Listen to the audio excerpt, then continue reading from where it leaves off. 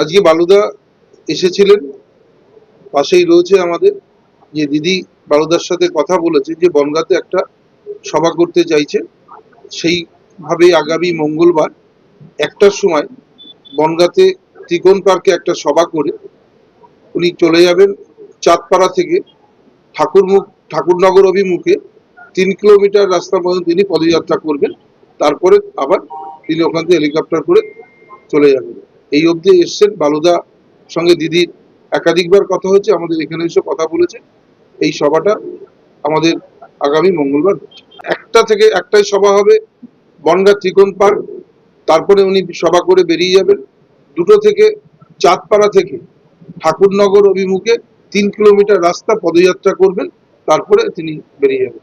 SIR কে নিয়েই তিনি এসছেন, যেহেতু আমরা এই এলাকায় ওপার বাংলার মানুষের সংখ্যা বেশি আছে, স্বাভাবিক করে মতুয়া সম্প্রদায়ের মানুষ রয়েছে, তপশিলি সম্প্রদায়ের মানুষ রয়েছে, যে যাদের একটা এসআইআর কে সামনে রেখে যেভাবে মানুষের মধ্যে একটা ভীতি প্রদর্শন হচ্ছে, মানুষ অনেকে আত্মহত্যা করছে, অনেক খবর আমরা জানতে পারছি না, কিন্তু মানুষ প্রচন্ড আতঙ্কগ্রস্ত রয়েছে। তিনি সেই কারণেই এসআইআর সম্পর্কে আপনারা জানেন যে মুখ্যমন্ত্রী প্রথম থেকেই যে সাধারণ মানুষের পাশে রয়েছেন, অভিষেক বন্দ্যোপাধ্যায় রয়েছেন, নিশ্চিত সেই বার্তা দিতে মানুষের কাছে তিনি আসবেন।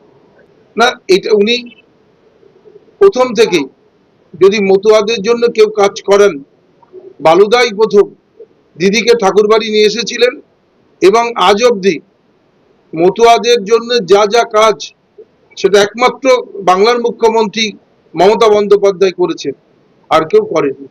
অতএব মতুয়ারা আমাদের সঙ্গে ছিলেন, আছেন, থাকবেন। মমতা বন্দ্যোপাধ্যায়ের সঙ্গে মতুয়ারা রয়েছে। অস্থিরতার কিছু নেই তো। নো কনফিডেন্স জমা পড়েছে, 15 দিন টাইম, তার মধ্যে যখন মিটিং ডাকবে মিটিংই হবে। এটা অস্থিরতার কিছু নেই। না, এটা নিয়ে আলোচনার বিষয় নেই, এটা মুখ্যমন্ত্রীর মিটিং নিয়ে আলোচনা।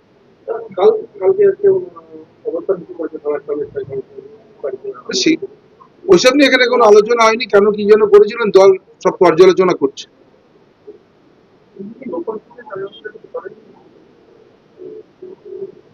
এইটুকু আমি বলতে পারি, বাকিটা নিশ্চিত দলের নির্দেশ ছাড়া আমরা কোনো কাজ করতে পারি না, এবং মাথার পরে দল, আমরা দলের নির্দেশেই চলি।